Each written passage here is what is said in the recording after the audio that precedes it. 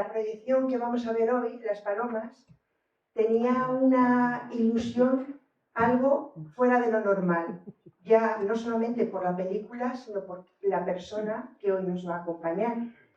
Entonces, permítame hacer, nada, 2 líneas para que conozcan quién es. Es uno de los cineastas vascos más reconocidos a nivel en el panorama nacional. Le avala grandes premios o varios premios Goya, muchas menciones en el Festival de San Sebastián y una filmografía que lo dice todo por él. Es cofundador de una de las, bueno, yo, ¿cómo lo diría? Productora, ¿no? Una productora que se llama Moriarty, un nombre que a todos no se nos olvide. Y si algo tenemos que destacar de él es que desde que empezó su carrera, él ha luchado por algo importante. Y es que todo lo que se hace de cine tiene que contar algo importante.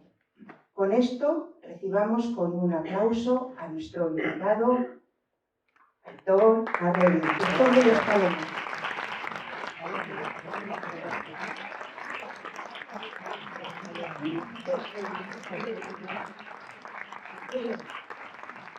Algo importante que tenemos que hacer es agradecerle de verdad el esfuerzo que ha realizado para estar aquí con nosotros.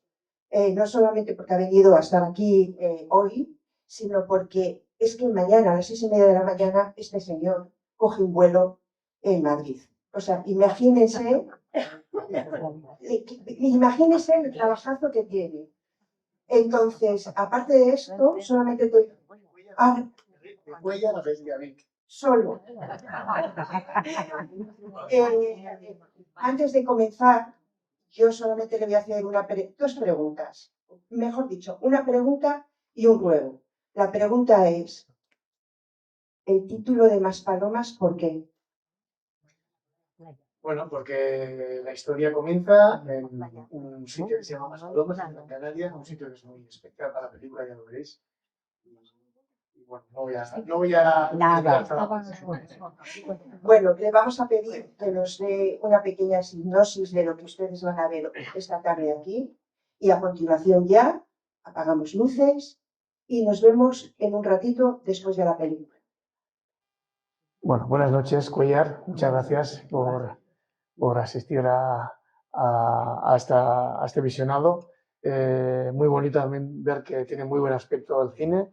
Es verdad, aparte de bonito, es que está, bueno, tiene bastante lleno, ¿no? Sí, pero todos ahí apelatonados. Y nada, que estoy muy contento de estar aquí. Gracias a Charo, a Rafa, a José María, porque bueno, cuando José Mari me lo propuso, me llamó hace un tiempo, me lo propuso con muchísimo cariño. No le podía decir que no, porque aparte que no había estado nunca en Cuellar y me apetecía conocerlo, bueno, cuando notas que alguien rezuma amor por el cine, pues todo es mucho más fácil, ¿no? Y porque, bueno, uno también es eso, ¿no? O sea, yo si hago cine, precisamente es un poco por lo que dices tú, ¿no? Porque junto con mis compañeros intento contar algo que bulle dentro, ¿no?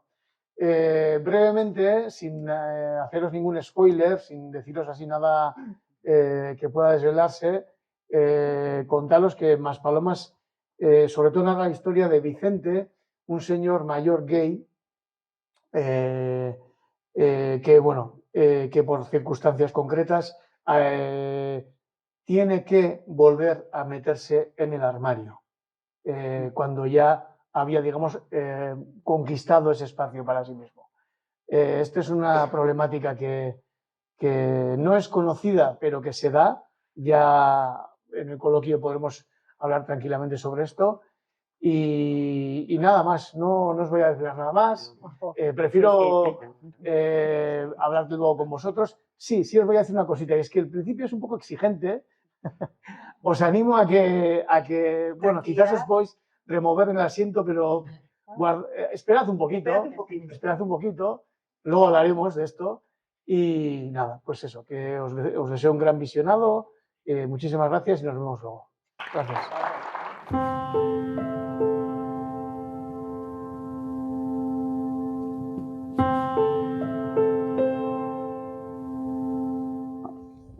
Santi. Vamos a arrimarnos, como en la película. Santi y Vicente. Claro.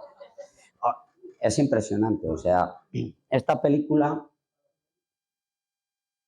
es bastante... Claro, empieza bofetadita, porque creemos que en este país la cinematografía es muy progre, pero si empieza con dos mujeres, o un hombre y una mujer, es como normal, pero son dos hombres, ¿no? Y parece un poco más duro y... Pero bueno, en definitiva, creo que es una película con un color muy diferente de Libertad, Maspalomas, y San Sebastián, una ciudad con una educación muy regia, como aquí tenemos en Castilla de antaño, y esa falta de libertad.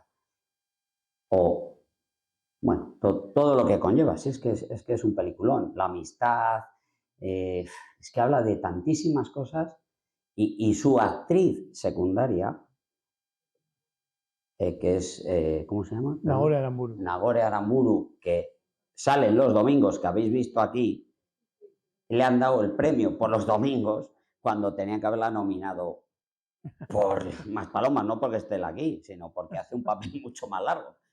Pero bueno, no me voy a enrollar más. Yo solo le voy a hacer una pregunta y ya voy pasando el tema.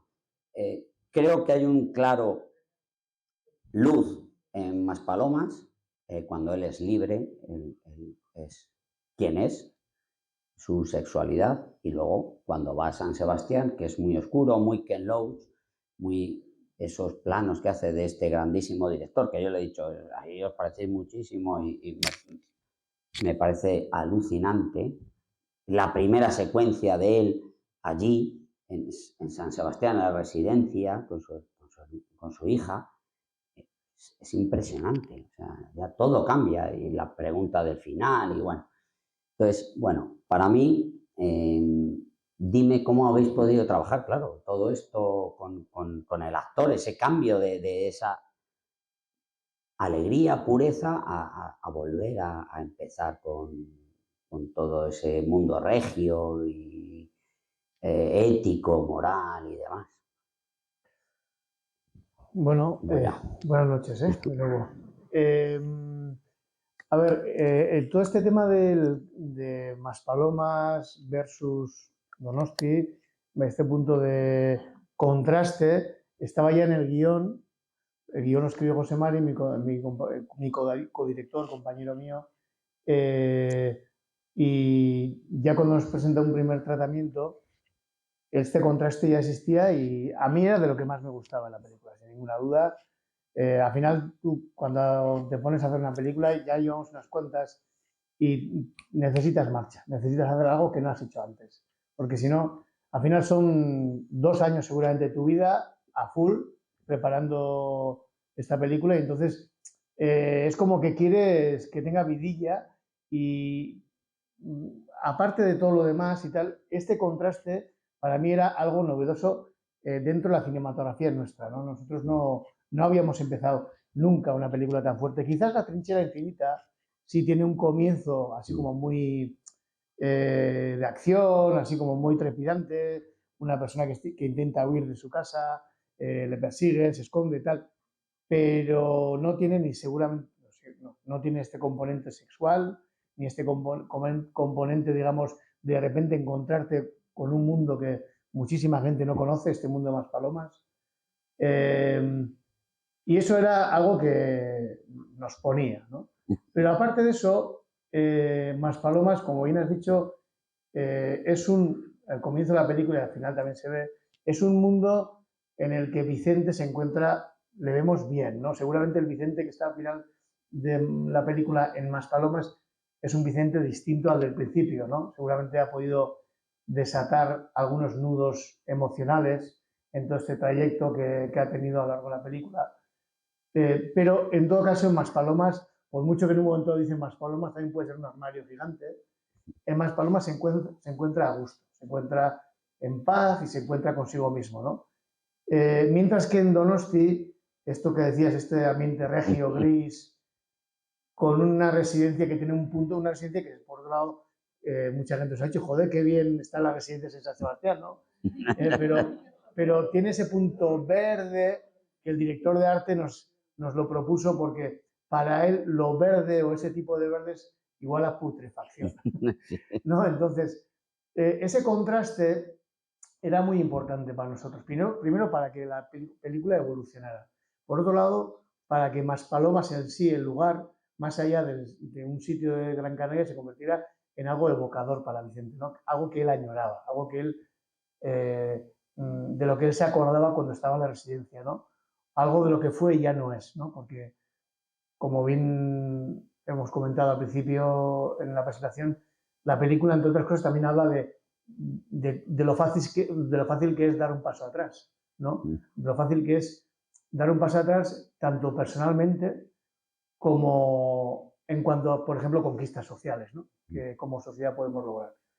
Y Vicente, debido a esa homofobia personal interiorizada que tiene, pues de alguna manera pues vive, transita digamos, en la residencia de Donosti una nueva vida muy distinta a la de Maspalomas, totalmente contrastada, pero a la que poco a poco se va habituando porque, bueno, por un lado, tiene ahí un compañero de habitación Muy bueno. que no sabemos muy bien Muy bueno.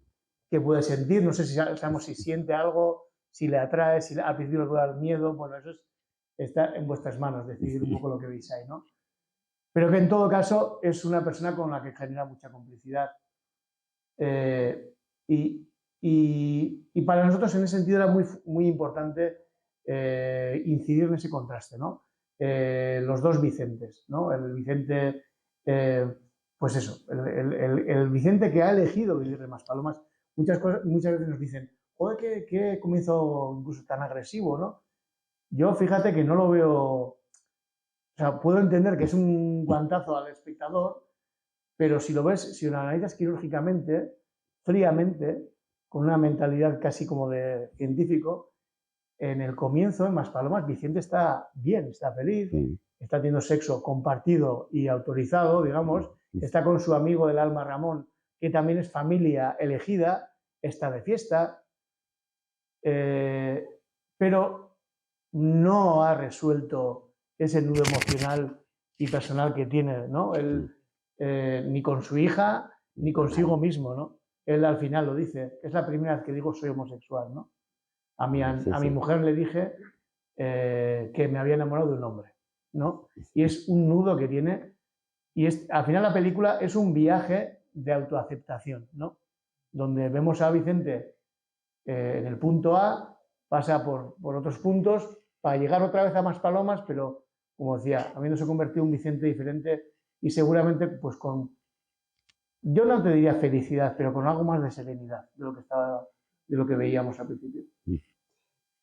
Antes ya de pasaros, hemos hablado antes, ellos no lo saben, claro, del tema de UPS, la cinta de todo cómo grabar lo de Maspalomas, se grabó de una manera, se mandó y qué es lo que pasó para que sepa un poco la gente estas cosas. Sí, bueno, no sé si os ha gustado la imagen de la película.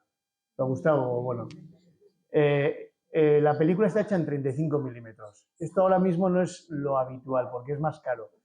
Toda la vida se ha hecho en 35 milímetros, cámaras celuloide, ¿no? Pero ahora pues ya llevamos unos cuantos años en los que sobre todo se hace en digital. Por varias razones es más barato, es más seguro porque lo que ruedas lo mandas a la nube y está ahí, ¿no? Mientras que lo digital, lo de 35 milímetros sigue siendo algo analógico. Tú coges esas latas y las tienes que enviar a un laboratorio físicamente, ¿no? En este caso era a Roma. En España no hay laboratorios de cine. Y entonces, claro, hubo mucho debate porque es más caro y tal. Y las razones para hacerlas en 35, las razones contra el 35 son muy objetivas, monetarias, de riesgo, tal. Y las razones a favor del 35 son muy subjetivas. La imagen es mejor, es más bonita, es más contrastada, es más brillante, más palomas. Hicimos muchas pruebas, pero claro, el que quería que se hiciera en digital, seguía pensando que quería hacer, que esas imágenes pues no justificaban toda la inversión. Al final decidimos hacerla en 35. Nos dijeron, joder, pero cuidado, porque claro, si perdemos las latas y tal, puede haber, porque al final lo mandas por paquetería. ¿Qué va a pasar? Pues si toda la vida se ha hecho cine en 35 y se ha mandado a laboratorios. Porque es un poco, dejadme un pequeño esto, es un poco absurdo que tú cuando haces en digital, al final cuando en el proceso del color estás buscando el grano, el color adecuado y tal, no sé qué, al final lo que buscas es que se parezca al cine. Entonces dices, pues hazlo el cine, ¿no? O sea, es mucho más cercano a lo que quieres. El tema es que cuando fuimos a Maspalomas, estuvimos en Maspalomas 2 semanas rodando. Y el primer día del rodaje fue el día donde veis justo la fiesta del parade, lo que será al principio, ¿no? Eso es una fiesta real, es como rodar en San Fermines, ¿no? Metemos ahí el actor, lo rodeamos de extras, pero hay muchas imágenes que son generales y eso son 50.000 personas que están ahí, que no tenemos tanto presupuesto para poner eso. Y claro, lo que rodamos estuvo muy bien, maravilloso, todos acabamos a las 11 de la noche, pero de subidón. O sea, fue un triunfo, una hazaña.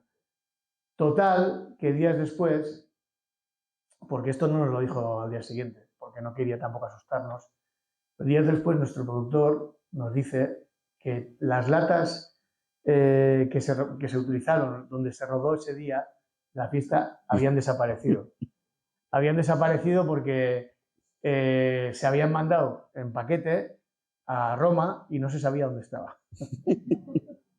Y claro, nosotros ya pensando, bueno, o sea, todo el debate que hemos tenido de que esto es seguro, tal, no sé qué, y todo el rodaje estuvo condicionado por ese día, porque ese día era inamovible, es como el 6 de julio de San Fermín, no lo puedes mover.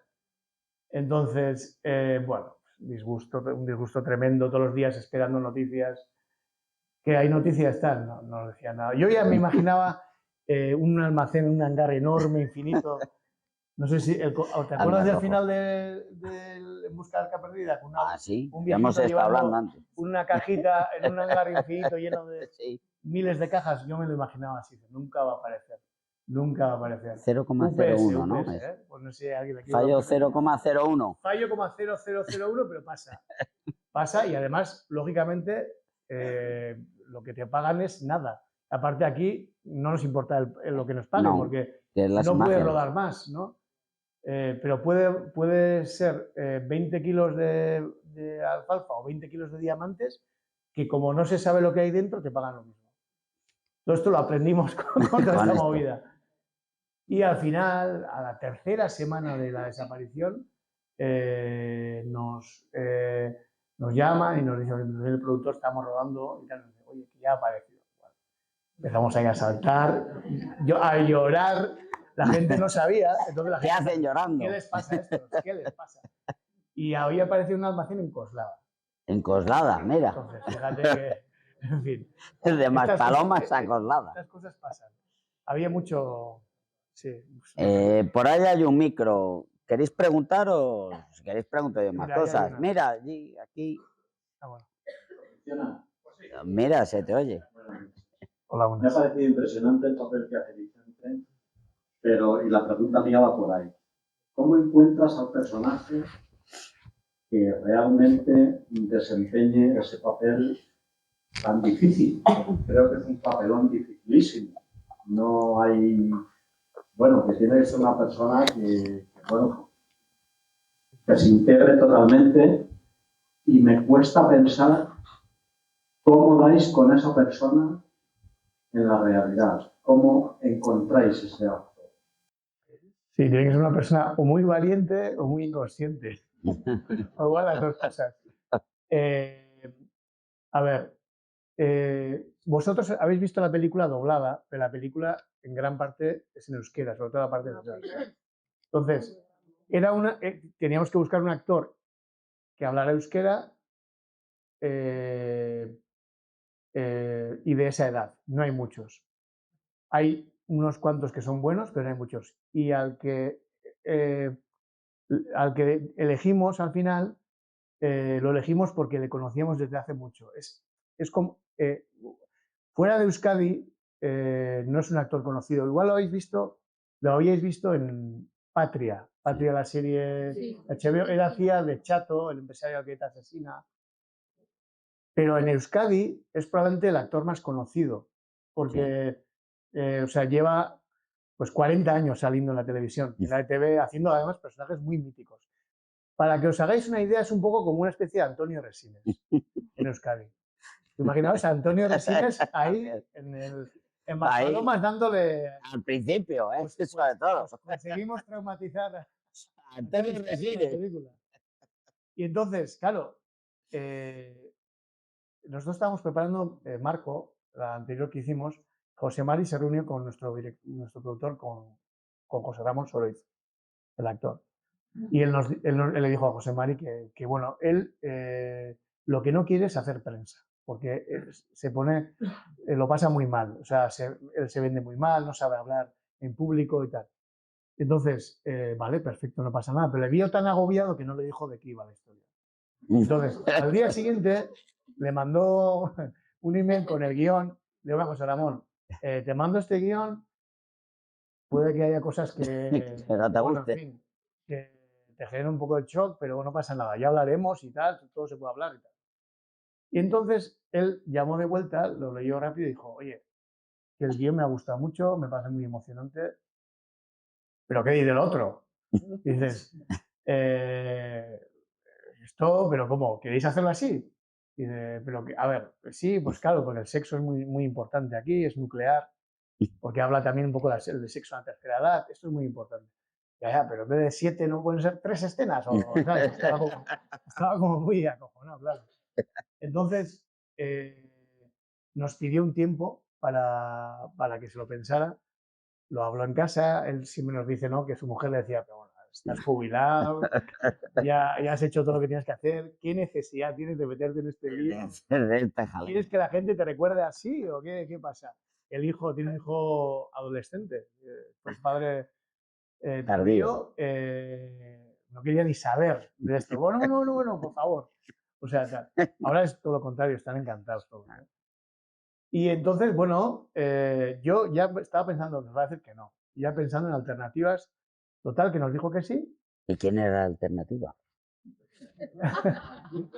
Robert De Niro. De la edad, Robert De Niro. No, pero no sé. No hay muchos. ¿Habíais pensado uno? Ramón Aguirre, por ejemplo. Es otro secundario muy mítico, que es muy buen actor también. Seguramente, si lo googleáis, sabéis quién es. Lo habéis visto muchas veces haciendo secundario normalmente. El mismo Cándido Uranga podría ser. Cándido Uranga es el que hace el Shanti. Sí. El mismo Cándido Uranga podría haber sido, pero Cándido Uranga era claro. ideal para hacer el Shanti. Sí. Cuando hicimos el casting, alucinamos, dijimos, no, es que este es Shanti. Hombre, es que... Shanti. Y entonces, bueno, pero ya os digo que había algún que otro nombre, no muchos. Y entonces, nada, pues es verdad que costó mucho, sobre todo la parte sexual, porque bueno, hay que ponerse en el lugar de él, ¿no? Él me decía a mí, dime tú, ya cuando había elegido, pero estaba como con muchas dudas y tal, ya, ¿por qué tuvo que decir que sí? Dime tú, un actor de mi edad que salga desnudo en alguna película, como voy a salir yo, dime tú. Y yo le decía, pues hay unos cuantos, José Ramón, pero luego pensaba... No, claro. No te voy a decir el listado. No, ya te buscaré y te hago una lista, que nunca se hizo esa lista. Claro. Y entonces, bueno, pues nada, lo bonito de José Ramón es que es un actor muy orgánico. Es un tío que ya una vez entra, le cuesta mucho decidirse, pero una vez entra, se abandona, confía totalmente en tu criterio y sobre todo que es una persona que cuando estás ensayando con él, pero sobre todo cuando estás rodando, estás viendo al personaje, pero le estás viendo a él de verdad. Es como si él estuviera al lado del personaje, ¿no? Y no solo eso, yo creo que incluso a veces le puedes llegar a ver a José Loncho o a Lizcorreta, que son personajes míticos que él hizo hace 30 y tantos años, y que tienen mucho de Vicente también, ¿no? No sé cómo decirte. No hay como no es muy camaleónico. Él es lo que ves. Es lo que ves. Incluso alguien nos dijo, joder, este Vicente podía ser el José Loncho de hace 35 años que luego se ha ido a vivir a Maspalomas. Y está ahí, ¿no? Ya salió del armario y ya. Y dije, pues puede ser, ¿no? Y en ese sentido, confió totalmente en nosotros. Emocionalmente, todo lo que es la parte psicológica y emocional, que es lo más complicado para mí, lo hizo genial, porque con Nagore Aramburu, que a la que hace hija, y con Candy Uranga ha trabajado muchas veces en obras de teatro, en televisión y tal, y él se sintió muy apoyado y bien rodeado. Con nosotros también yo creo que se sintió muy a gusto, y ya te digo, pues fue como lo más curioso, lo más gracioso, lo que iba a ser más complicado fue casi, no lo más sencillo, pero lo más natural, que fueron las escenas de sexo, que por cierto, por primera vez trabajamos con coordinadoras de intimidad. No sé si sabéis lo que es, pero son personas encargadas de coordinar, de ensayar las escenas de sexo, que te ayudan, digamos, a perder tú también un poco el miedo, y el actor también, y poner todo negro sobre blanco, y entender que es muy fácil que cuando llegue el día de rodar esta escena de sexo, Sí. El actor esté muy nervioso, tú más, y el actor te diga, oye, pero esto no fue lo que acordamos, ¿eh? Aquí dijimos que tripa para arriba y que yo estaba en calzoncillos. Es muy fácil que pase eso, porque hay mucha tensión. Y gracias a estas personas lo coordinamos muy bien. Semanas antes ensayamos, trajimos a los actores que participan en las escenas de sexo, que varios de ellos son actores porno. ¿Por qué? Pues porque se han visto en esas, se da más seguridad, y no se van a rayar. Y entonces, bueno, pues ensayas, y entonces lo de los ensayos es increíble. Es como, dices, por esto estoy haciendo cine. O sea, claro, porno momentos y todo, estelares que te ofrece esta profesión, ¿no? ¿no?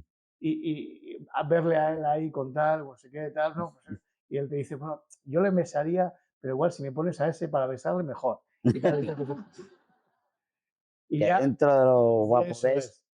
Y ya el día del rodaje, por ejemplo, el momento en el que le ves a él cómo se acerca donde el chico este joven y le besa y tal, pues ese día fue un éxtasis, porque todos estábamos muy nerviosos. Era el primero, pero José María y yo estábamos también nerviosos porque dijo, si se raya, ¿cómo le podemos llevar? ¿Qué podemos decirle? Un beso, ¿cómo va a ser? Total. Los besos no se ensayan, haces así y ya está, pero luego en el rodaje es un acto de fe, nunca sabes lo que puede pasar. Pues dijimos acción, él se acerca, se quita la visera, se acerca al chico y de repente le pega un mordisco con la lengua aquí, Y todo. que dijimos, ¡Corte! corte. Y dice, ha quedado bien, hacemos otra, si queréis. Sí. Pero genial, ¿no? O sea, en ese sentido fue muy agradable trabajar con él. Bueno, había por allí.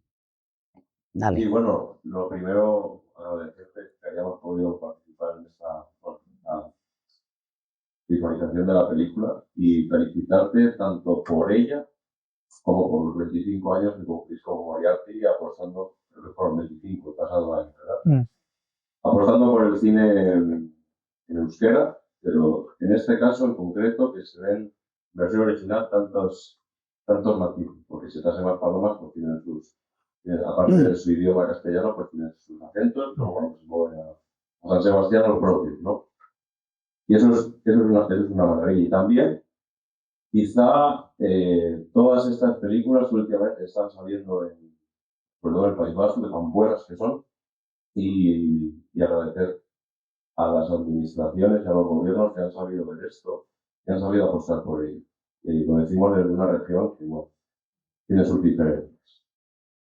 Yo lo que te quería preguntar es qué simboliza para ti lo que es la residencia, pero sobre todo el cambio que que se produce a mitad de película, ese cambio de dirección que parece que gira hacia algo mejor.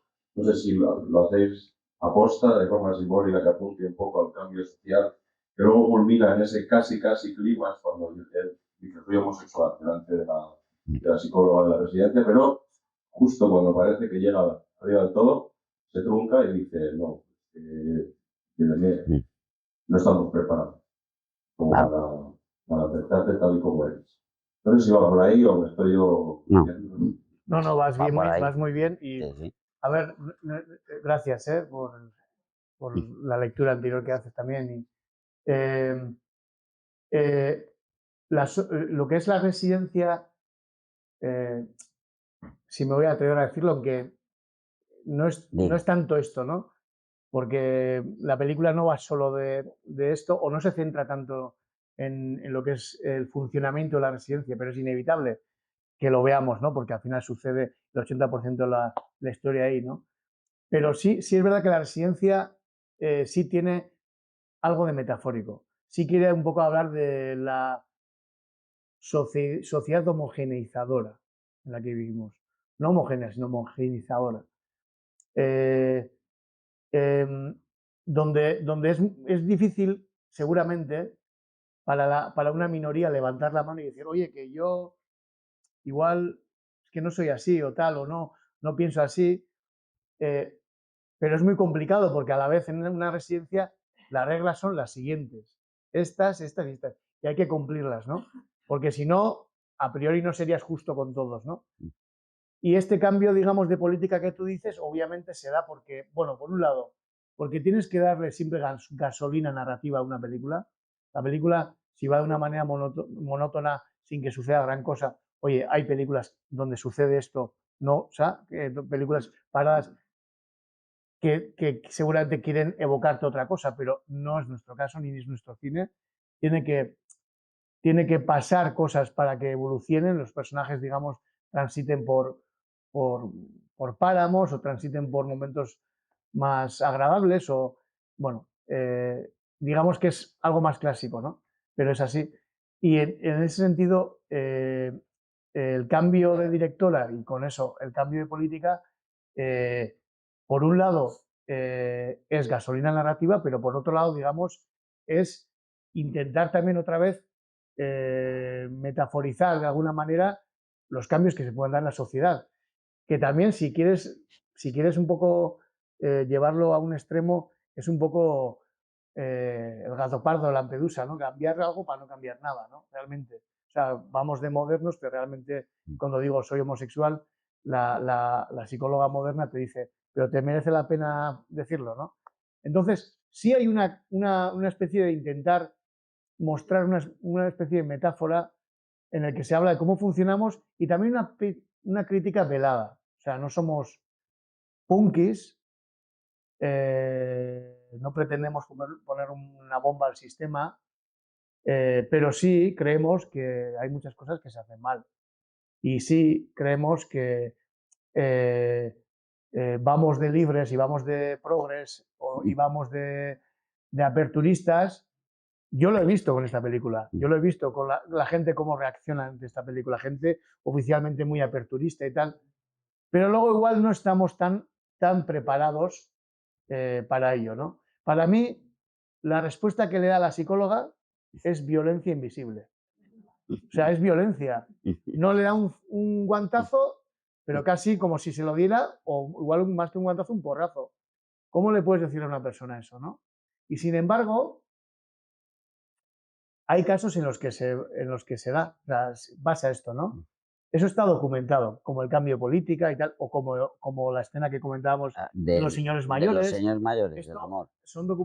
Que está basado tú me has comentado que está basado en un hecho real. Sí hemos intentado, ahora lo comento, sí hemos intentado un poco, sí nos hemos reunido con gente de dos residencias profesionales y sí hemos intentado trasladar eso a la película, ¿no? Y el ejemplo de los señores mayores, la señora y el señor que vemos que se buscan, eso es un caso real. Eso es un caso que sucede en una residencia en Donosti y hay dos señores, o sea, una señora y un señor que están seniles y que no reconocen a nadie, pero cada vez que se miran se buscan. Y claro, esto generó un cisma, una crisis tremenda en la residencia. Pero entre ellos, que es lo Entre que hemos ellos, hablado, solo entre ellos, no eso es, entre... ¿cómo gestionamos esto? ¿No? Entonces el médico de la residencia decía, en esta residencia no se folla. Y otros, pero sí, yo creo. Entonces, claro, tú puedes poner unas reglas, pero luego la realidad te reta. La realidad, digamos, te obliga, digamos, a cambiar esas reglas, ¿no? ¿Y qué pasó? Pues que fueron donde la hija de ella, él no tenía descendencia, y le dijo, oye, que tu madre y otro señor, pues están ahí liándose. Y la hija se quedó como, ¿qué? ¿Qué me estás contando? ¿No? Y al final decidieron, estando de acuerdo la familia, pues ponerle un choquito, un espacio, como se ve en la película, pues para que tengan su momento. ¿Qué pasó? Que meses después, o sea, semanas después, ella se rompió la cadera, le metieron en un hospital. Lo que tiene. Y entonces, cuando volvió, ya todos pensaron que ya está, que ya no se van a acordar más y tal, y aún así se buscaron.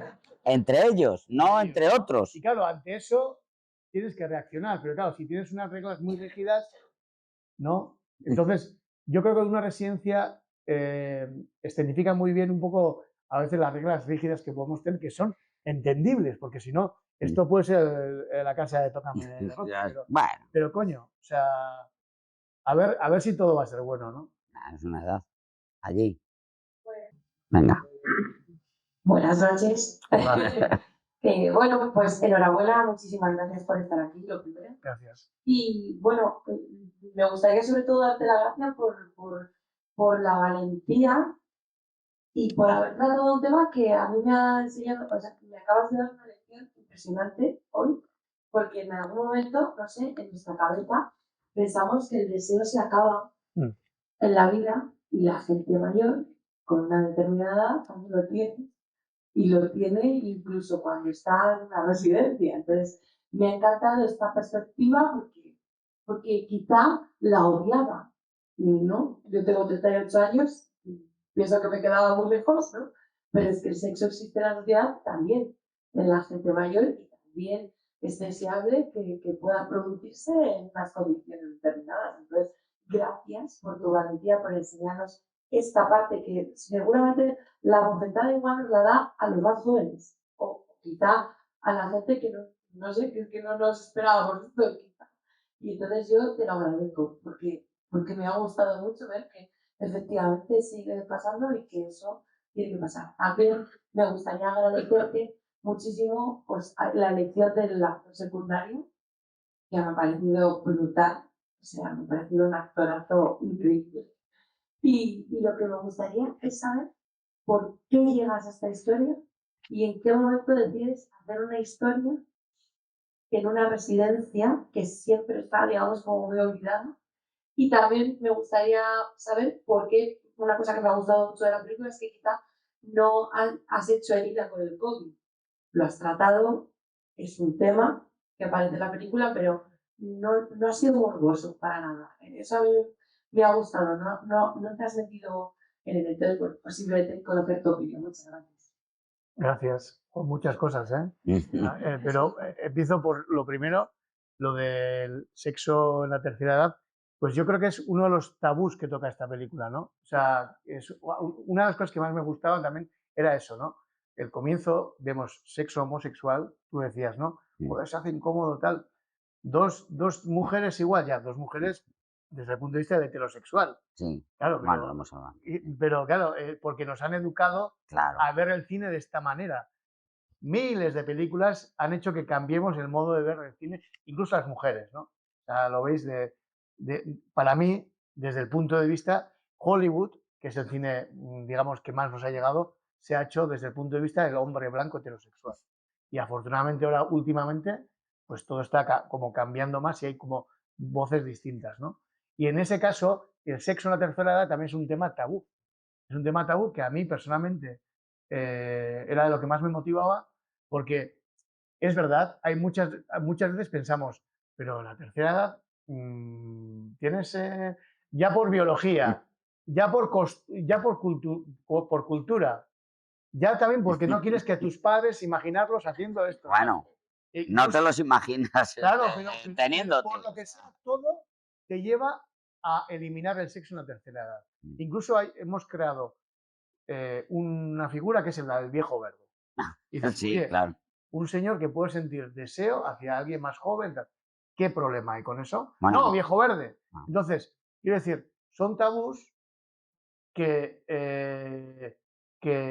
están ahí, pero que el mismo actor nos decía, joder, yo ya tengo una edad y yo no soy tan sexual como este personaje. Y dices, tú no, pero es que este personaje no quiere representar toda la gente de tu edad, está representando una tipología de persona que existe, porque si vas a Maspalomas, lo ves, por ejemplo, ¿no? Pero no tienes por qué ir a Maspalomas. En cuanto a lo de... ya me he perdido. Lo del COVID, decías Sí, también, ¿no? El COVID, y al final... y Santi, el personaje Santi. secundario. Sí, Santi es que Cándido Duranga es un crack. La cara que tiene es una escultura de Oteiza, es una cosa maravillosa. Sí, sí. Y la voz que tiene, pues está a la altura o más, ¿no? Y es un gran actor y bueno, desde el momento en que los pusimos a la vez sentimos esto va a funcionar, pero clarísimamente, ¿no? Bueno. Así como Vicente, José Ramón, eres una especie de Antonio Resines, nosotros a Santi, antes de cogerle a Cándido, lo veíamos como una especie de Juan Luis Galiardo, ¿no? Este señor así como Sí. macho, ¿no? O sea, como Sí. pocas bromas, con una tendencia conservadora, tal, no sé qué, tal. Claro, llevándolo a las antípodas de Vicente, seguramente la sorpresa es mayor.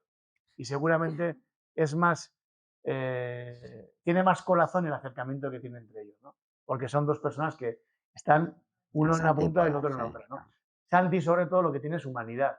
Puede estar políticamente e ideológicamente a la otra punta del mundo, pero es un tío que cuando ve a un enfermero con cara triste le dice, ¿qué te ha pasado? ¿Estás bien? ¿Has tenido mala noche? Tal. Se ve, y eso es innegociable, ¿lo tienes o no lo tienes, ¿no? Y la tercera cosa, lo del COVID, ¿no? Había otra cosa. Sí, COVID. El COVID. Vale, el COVID también era una metáfora, ¿no? De alguna manera... Ah, sí, me has preguntado cómo surge. José Mari, mi codirector, nos trae la historia, él está en Maspalomas y dice, hostia, aquí hay que situar la historia, una historia aquí, porque es que esto es especial. Es como de repente una puerta que se te abre y de repente un mundo que descubres, ¿no? En España no es muy conocido Maspalomas como destino turístico gay. No.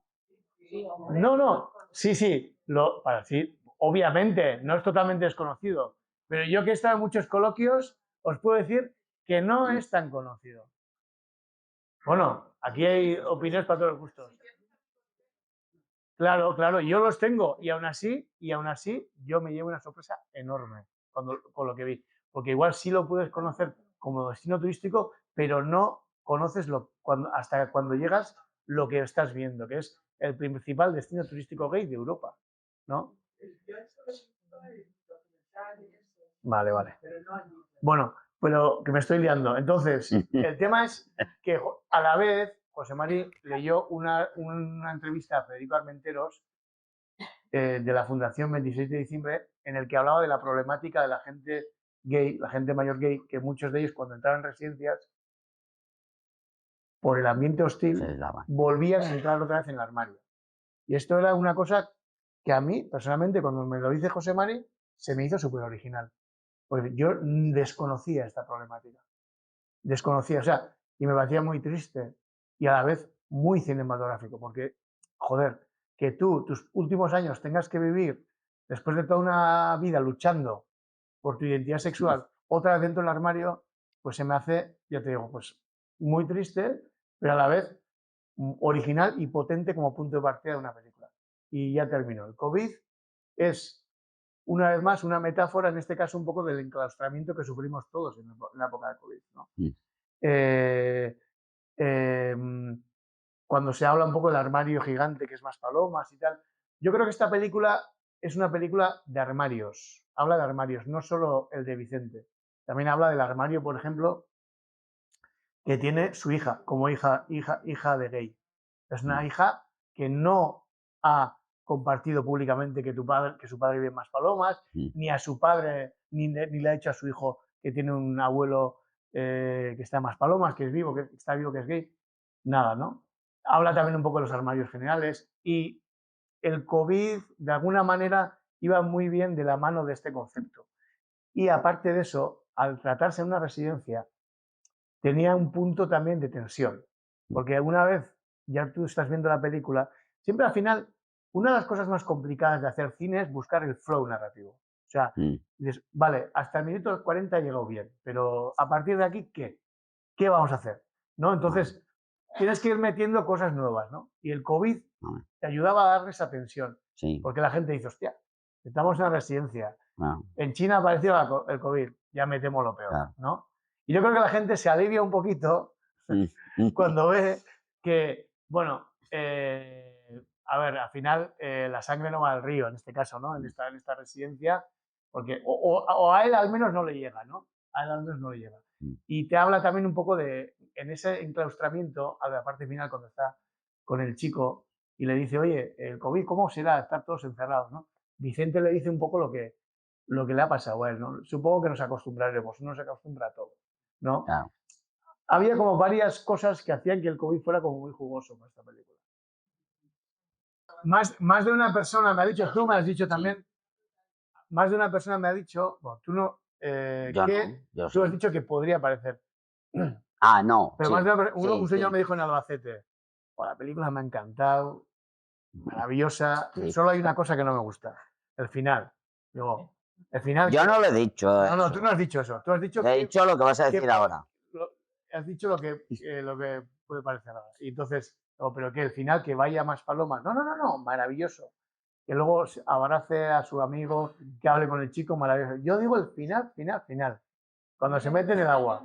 Y digo, pero ¿y qué pasa? Pues, ¿qué problema tienes con esto? No me gusta que se suicide. Bueno, y es un de libertad. Estoy en pelotas y me estoy bañando en libertad. Digo, pero eso lo interpretas tú. Sí. Para mí, se suicida. Sí.